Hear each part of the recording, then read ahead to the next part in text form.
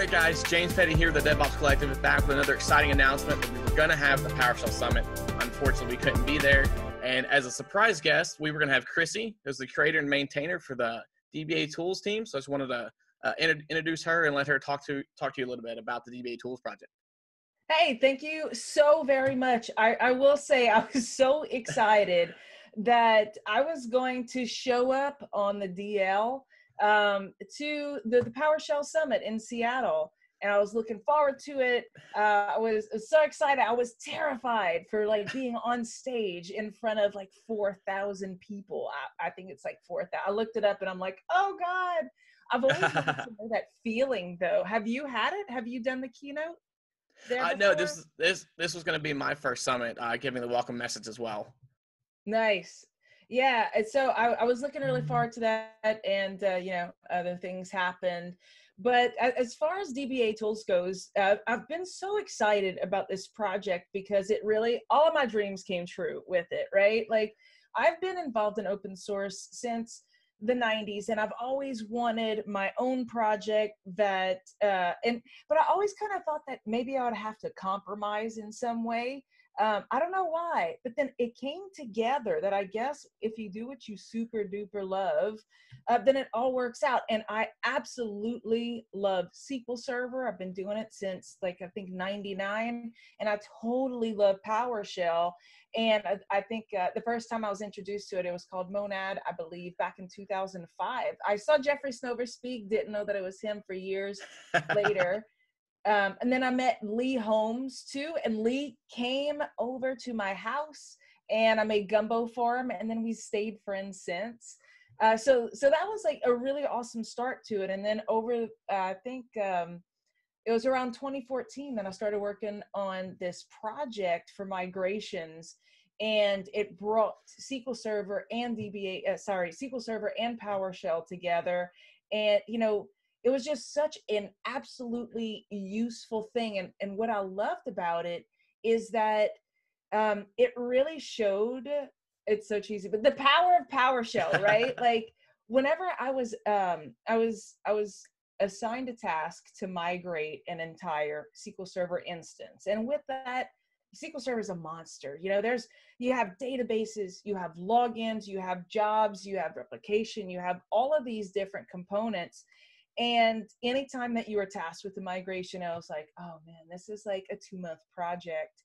And I remember in 2014, I was like, well, PowerShell's out there. Surely somebody has done this before. But whenever I went and I looked, there were things, but it was like piecemeal, and it was like static paths. So they're like, move this like // to here, and I wanted that to be dynamic. And so that's how it started.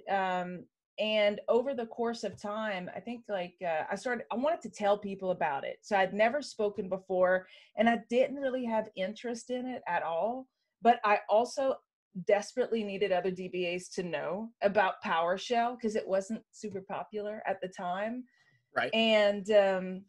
And so I went to, I think it was Portugal. Yeah. I met like the second person who contributed to the project, which was Claudio Silva. And he came up and he was like, hey, I have this really cool command. Can we add this to, and that's what I had wanted, right? Like, I didn't want this just to be the only the things that I do and only the migration. Initially it was called SQL migration, but I was like, wait, I want this to be like a whole project. Yeah, exactly. And so, whenever he came in, I thought that was such a great, it was, he contributed something that he had submitted to TechNet, I think. And it was called Expand T-SQL Log Responsibly. So there's a way that you can grow your logs so that they don't fragment. I was like, man, that is perfect, because it gives people the idea of, hey, I can contribute the things that I'm really good at, or that I've written, that I have found useful for me. And then it just really took off from there. And I just saw today that we have 185 contributors to the DBATools project. Yeah. So it's really been massively fun, massively I really love that it's changed people's workflows, and now it's become an invaluable tool to the people that I work with and that I respect and I like, and I enjoy their company, the SQL Server people, the PowerShell people, engineers. So yeah, it's been such an amazing journey. Awesome. Now, I bet some of you at home are wondering, well, why was Chrissy going to be in Seattle? Why was she coming to the PowerShell Summit? And why was she going to be on stage in front of 410 of her closest friends? Well, that's because we're pleased to announce that Chrissy and the rest of the DBA Tools team have been selected to be the recipient of our 2020 Git-Grant program in the amount of $10,000. I know that I've known this for months, James, but I still just got goosebumps. That is an incredible gift for the community, and I really can't thank you all enough. It's super moving. Thank you so much. Yeah, and I think most of the contributors are also part of or just signed up for the GitHub sponsorship. So GitHub will also match a lot of that donation as well, won't they? Absolutely. So anybody, I think like we were one of the first. GitHub really worked with us. It was awesome. DBATools 1.0 finally came about last year after like 4 or 5 years in the 0.0,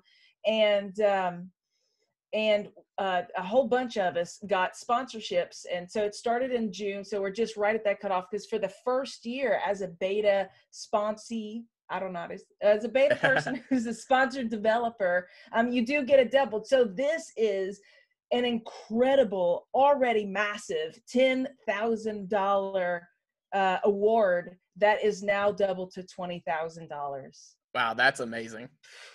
I guffawed. It's just it's so awesome, and I can't thank you enough. And I'm so excited, because one of the hardest things really was keeping this on the DL and not telling my friends. All I could do is message them and be like, hey, I need you to sign up for GitHub sponsors, because not all of them were, right? Right. And you yeah. had to also meet a deadline of January 1st of 2020. But fortunately, nearly everyone that I messaged did sign up, and this will be something that is shared with the incredible contributors to the DBA Tools, in addition to myself. Oh, that's awesome to hear. Yeah, I'm so excited. Can I tell you about the list of people? Oh yeah, please do. Sweet. All right. So, okay. So the first person that was on the list is my co-maintainer, and that is Sean Melton. Sean Melton has been in the SQL Server community. It's super cool. Like whenever I go and I'm looking for a solution to a problem, I'll see him on Stack Overflow from like 2009.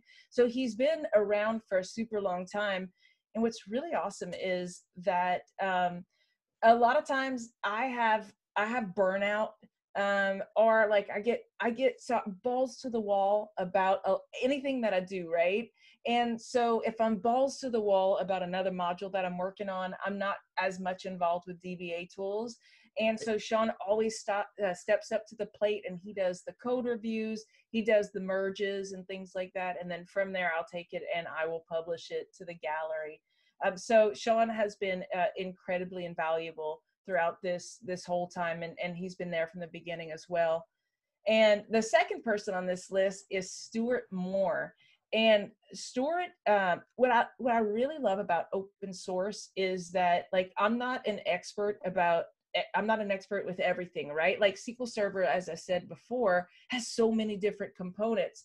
And there was a guy that wrote a whole bunch of commands based around backup and restore. And this can get super duper duper granular. And it's almost like a full-time job. And that's what that's what Stuart has mostly contributed to the project. He has the most valuable commands. I think, like, whenever we look at, we could see the usage on our website.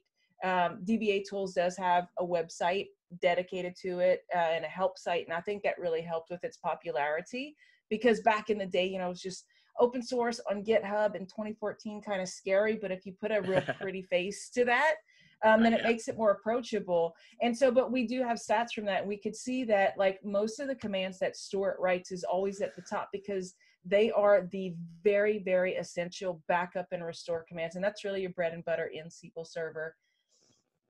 And the next developer that you'll be awarding is Sander Stad.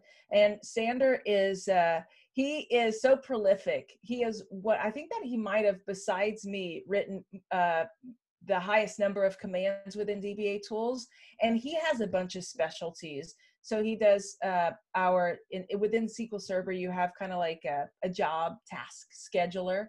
Right. And yeah, that's called SQL Agent. And he does all of our agent commands. He does all of our log shipping commands, and log shipping needs more props, man.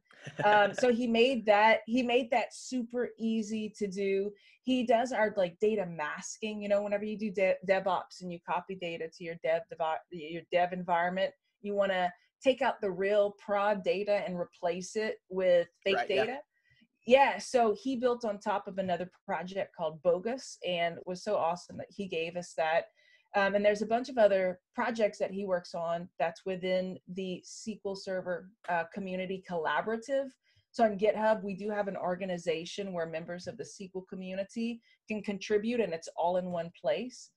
So he has a couple of extra commands there. The next one is SQL DBA with a beard. He is a DBA, and he has a beard. It's Rob Sewell.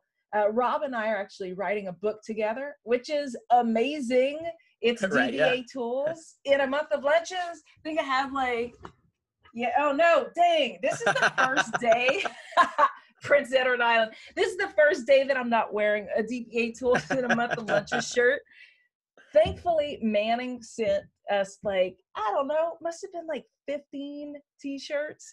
And it's been my entire quarantine attire. I'm just like, let me throw on another one of those. Yeah. So he is our most like prolific advocate. He goes all around the world talking about DBATools, ultra important work. He also introduced us to Pester. As you know, the last year's award-winning recipient was Jakob.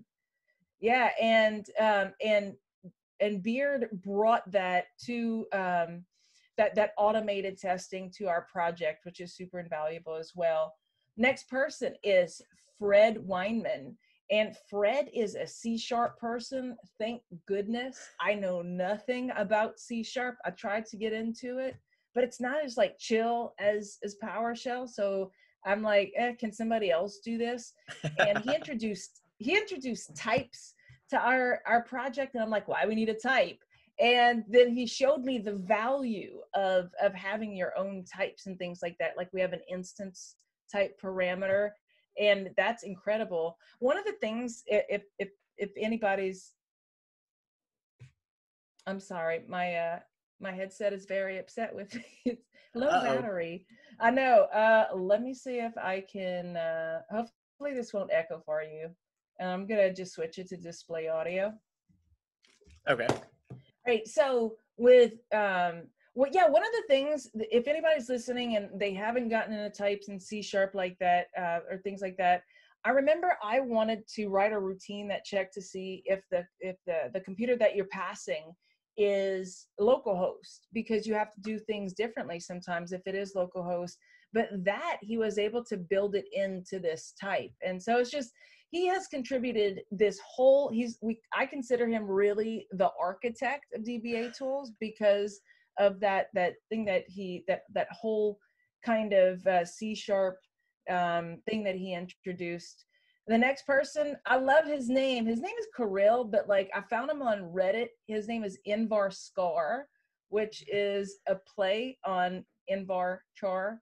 And he contributed a lot of our DevOps stuff, and then 2 ultra important commands, which is install DBA instance and update DBA instance. So you can just install an entire SQL Server instance using a single command. And it's really smart. It can detect what's in a directory and then automatically apply it, so you can do it all at once. And that was something that was really requested, super highly requested by the community, that it takes a lot of concentration and a lot of work.